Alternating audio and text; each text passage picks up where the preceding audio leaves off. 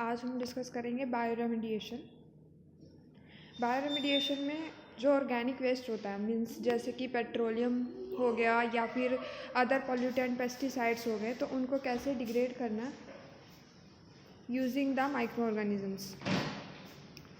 तो ये होता है बायोरेमिडिएशन। बायोरेमिडिएशन में माइक्रो ऑर्गेनिजम्स में बैक्टीरिया हो सकते हैं, फंजाई या प्लांट्स, जो कि जिनको डिग्रेड करते हैं या फिर डिटॉक्सिफाई करते हैं जो सब्सटेंसेस को, जो ह्यूमन हेल्थ और इन्वायरमेंट के लिए हार्मफुल हैं, तो उनको डिस्ट्रॉय किया जाता है using the micro organisms.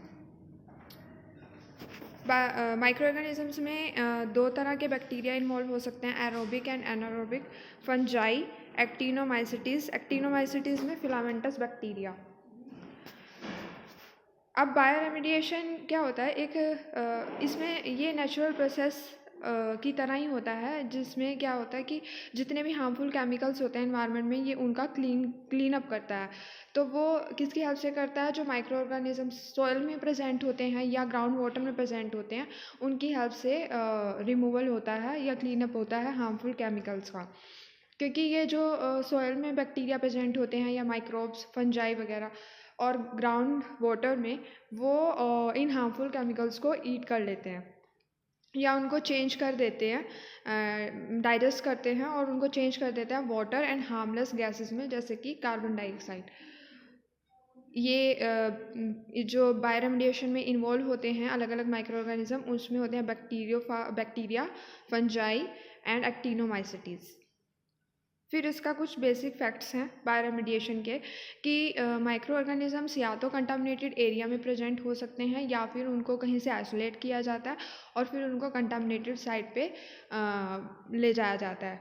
Contaminated जो कंपाउंड हैं, जो कंटामिनेंट कंपाउंड हैं, वो लिविंग ऑर्गेनिज्म के थ्रू ट्रांसफॉर्म्ड होते हैं और जो हार्मलेस केमिकल्स होते हैं उनमें कन्वर्ट होते हैं।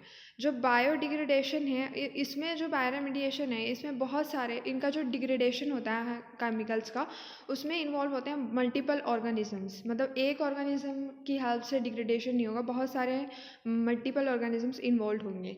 जो माइक्रो ऑर्गेनिजम्स हैं वो इंजाइमेटिकली भी अटैक करते हैं पोल्यूटेंट पे, यानी कि कुछ इंजाइम जो होते हैं बैक्टीरिया के या फंजाई के, वो एक्ट करते हैं।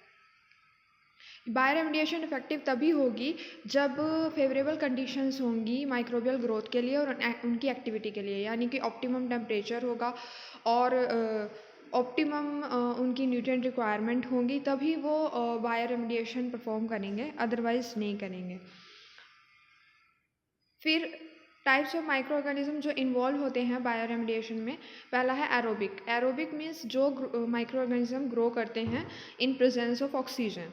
और ये किस तरह के एरोबिक जो माइक्रो ऑर्गेनिज्म होते हैं वो डिग्रेड करते हैं पेस्टिसाइड्स को, हाइड्रोकार्बन्स में अल्केन्स एंड पॉलीएरोमेटिक कंपाउंड्स। इसी तरह से ये जो बैक्टीरिया होते हैं वो कार्बन को जो है यूज़ करते हैं एंड एनर्जी को यूज़ करते हैं। इसमें एग्जांपल आता है सीडोमोनास, अल्कालीजीन, स्फिंगोमोनास, रोडोकोकस एंड माइकोबैक्टीरियम। एनारोबिक में क्या होता है, वो ऐसे माइक्रो ऑर्गेनिज्म होते हैं जो एब्सेंस ऑफ ऑक्सीजन, यानी कि जिनको कोई रिक्वायरमेंट नहीं होती ऑक्सीजन की, वो होते हैं एनारोबिक। और ये डिग्रेड करते हैं पॉलीक्लोरिनेटेड बाइफिनाइल्स, डीक्लोरिनेशन करते हैं ट्राईक्लोरोइथाइलिन का एंड क्लोरोफॉर्म का, मीन्स उनमें से जो क्लोरीन होता है उसका रिमूवल करते हैं। इसी तरह नेक्स्ट जो टाइप आता है वो होते हैं मिथाइलोट्रॉप। होते तो ये एरोबिक हैं, यानी कि ये ग्रो करेंगे in presence of oxygen, but ये यूटिलाइज करते हैं मीथेन को फॉर कार्बन एंड एनर्जी के लिए। इनमें जो आते हैं, ये बहुत सारे कंपाउंड के अगेंस्ट एक्ट करते हैं, जैसे कि क्लोरिनेटेड एलिफेटिक ट्राईक्लोरोइथाइलिन एंड 1,2 डाइक्लोरोइथेन, इनका ये डिग्रेडेशन करते हैं। तो ये 3 टाइप के होते हैं, एरोबिक, एनारोबिक एंड मिथाइलोट्रॉप्स। फिर है काइंड ऑफ बायोरेमिडिएशन, यानी कि टाइप्स। पहला जो टाइप होता है वो होता है बायोस्टिमुलेशन, यानी इसमें क्या करेगा, बैक्टीरिया स्टिमुलेट कर रहा है रेमिडिएशन को, डिग्रेडेशन को। तो कंटामिनेट जो सॉइल होती है, जहाँ पे हार्मफुल केमिकल्स प्रेजेंट होते हैं उस सॉइल को मिक्स करते हैं कुछ न्यूट्रिएंट के साथ में, और न्यूट्रिएंट किसी भी फॉर्म में हो सकते हैं, लिक्विड या गैस की फॉर्म में। तो इससे क्या होगा, न्यूट्रिएंट के साथ इसलिए मिक्स किया है क्योंकि माइक्रोब की ग्रोथ के लिए न्यूट्रिएंट्स की रिक्वायरमेंट है। तो ताकि ग्रोथ होगी एक माइक्रोब्स की, मतलब मल्टीपल माइक्रोब्स की, तभी बायोरेमिडिएशन होगा, तभी डिग्रेडेशन होगा केमिकल्स का।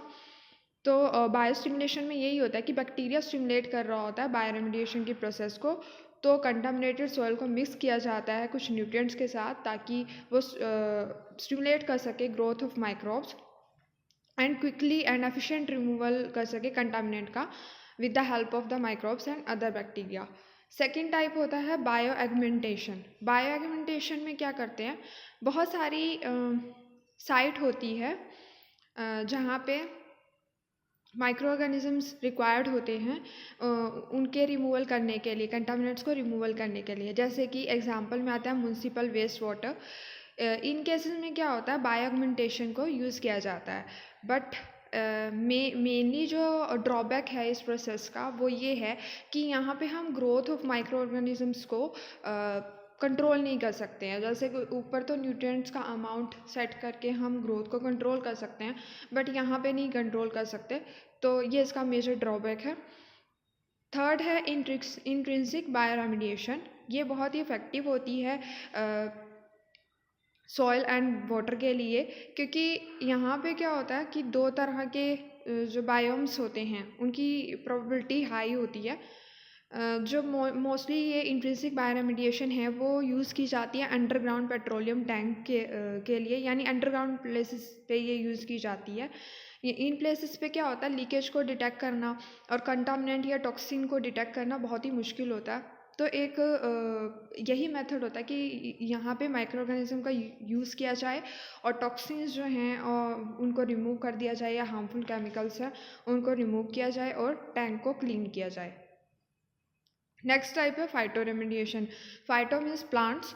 तो यहाँ पे प्लांट्स की हेल्प से क्या हो रहा है, कंटामिनेंट का रिमूवल हो रहा है सॉइल में। इस फिगर में भी दिखाया हुआ है पॉल्यूटेंट्स हैं जो पिंक कलर से हैं, और इनको कौन रिमूव कर रहा है, प्लांट्स। तो कुछ प्लांट्स ऐसे होते हैं जो कि हैवी मेटल्स कंटामिनेशन या हार्मफुल केमिकल्स को रिमूव करने में हेल्प करते हैं। अब दो तरह के मेथड्स होते हैं बायो रेमिडिएशन के, एक होता है इन सिचू, एक होता है एक्स सिचू। इन सिचू का मतलब है जहाँ पे भी कंटामिनेंट प्रेजेंट है उसी साइट पे क्या किया जाए, ट्रीटमेंट दिया जाए, रिमूवल किया जाए हार्मफुल केमिकल्स का, तो वो होता है इन सिचू बायो रेमिडिएशन। तो मतलब ऑन साइट ट्रीटमेंट होता है फॉर डिटॉक्सिफिकेशन। वहाँ पे क्या किया जाएगा, जहाँ पे भी कंटामिनेंट है वहाँ पे माइक्रो ऑर्गेनिजम्स की को ट्रांसफ़र करेंगे, उनकी ग्रोथ करवाई जाएगी और फिर रिमूवल होगा हार्मफुल केमिकल्स का।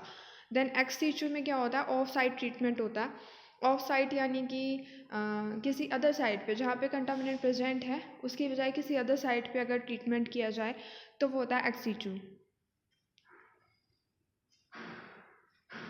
अब इन तीनों स्ट्रेटजीज की समरी दी हुई है। इन सिचू में एग्जांपल आता है, इन सिचू यानी ऑन साइट ट्रीटमेंट, इसमें बायोस्पार्जिंग, बायोवेंटिक, बायोगमेंटेशन एग्जांपल आता है। बेनिफिट्स इसके ये होते हैं, बहुत मोस्ट कॉस्ट एफिशिएंट मेथड है कि इसमें कहीं ट्रांसफ़र नहीं करना है तो कोई कॉस्ट भी नहीं लग रही है। दूसरा, सॉयल एंड वाटर की ट्रीटमेंट के लिए मेनली ये यूज़ किया जाता है एंड पैसिव टेक्निक है ये। लिमिटेशन इसकी ये है कि टाइम ज़्यादा चाहिए और डिफ़िकल्ट, इसको मॉनिटर करना थोड़ा डिफ़िकल्ट हो जाता है। फिर एक्स सिचू में क्या होता है, एग्जांपल में लैंड फार्मिंग, कंपोजिटिंग एंड बायोपाइल्स आता है।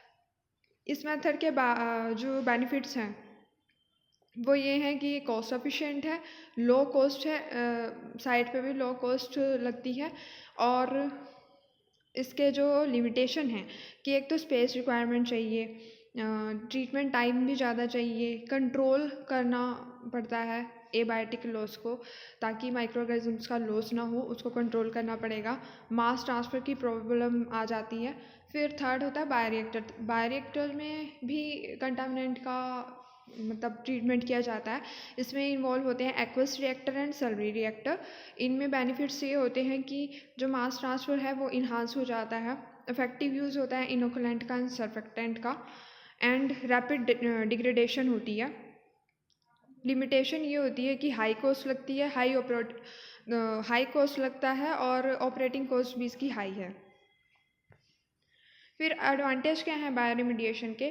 पहला तो कि ये पब्लिकली एक्सेप्टेबल मेथड है वेस्ट को ट्रीटमेंट करने का। माइक्रोज जो होते हैं कंटामिनेंट को डिग्रेड कर देते हैं जब कंटामिनेंट प्रेजेंट होता है तो, एंड ये सबसे सेफ मेथड है ट्रीटमेंट करने का। इसमें यूजली हार्मलेस प्रोडक्ट में कन्वर्ट होता है, जैसे वाटर में, सेल बायोमास में एंड कार्बन डाइऑक्साइड में। कंप्लीट डिस्ट्रक्शन कर देता है बहुत सारे वैरायटी ऑफ कंटामिनेंट को। तो ये एक थर्ड जो है इसका एडवांटेज है।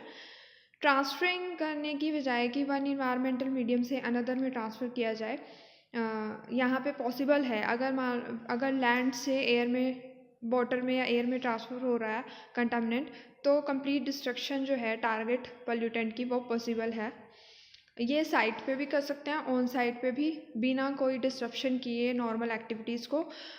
एंड इसमें जो है बहुत सारे सोफिस्टिकेटेड इक्विपमेंट्स नहीं चाहिए, क्योंकि सिर्फ माइक्रोब्स की रिक्वायरमेंट है, उनकी ग्रोथ अच्छी होनी चाहिए, या फिर प्लांट्स का यूज़ करते हैं तो कोई इक्विपमेंट की नीड नहीं है। और लेस एक्सपेंसिव मेथड है अदर टेक्नोलॉजी की बजाय जो क्लीन अप के लिए यूज़ की जाती हैं। तो ये कुछ इसके एडवांटेज थे।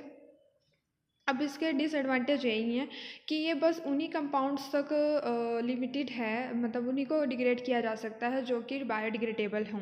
तो सारे के सारे कंपाउंड्स जो हैं वो डिग्रेड नहीं हो सकते हैं, तो कंप्लीट डिग्रेडेशन पॉसिबल नहीं है। और ये जो बायोलॉजिकल प्रोसेसेस होती हैं वो बहुत ही स्पेसिफिक होती हैं। और प्रॉपर लेवल ऑफ न्यूट्रिएंट्स चाहिए होता है। तो थर्ड इसका ये है कि लार्ज स्केल पे जो है इसको ऑपरेट करना बहुत डिफ़िकल्ट होता है। अभी भी इसको कंप्लीट मतलब अगर मिक्सचर ऑफ कंटामिनेंट हैं, तो मिक्सचर ऑफ कंटामिनेंट को कैसे रिमूव किया जाए, उसको कैसे डिग्रेड किया जाए, तो इसके लिए अभी भी रिसर्च की रिक्वायरमेंट है। जो बायोरिमेडिएशन है वो अदर ट्रीटमेंट की बजाय जो है ज़्यादा टाइम कंज्यूमिंग प्रोसेस है, क्योंकि इसमें तो माइक्रोब्स हैं, माइक्रोब्स की ग्रोथ पे डिपेंड करेगा वो कितने टाइम में डिग्रेड कर रहे हैं। कई ईयर्स भी लग जाते हैं। तो अदर मेथड्स की बजाय ये वाला जो मेथड है बायोरिमेडिएशन वो बहुत टाइम कंज्यूमिंग प्रोसेस है। तो ये था डिटेल अबाउट बायोरिमेडिएशन।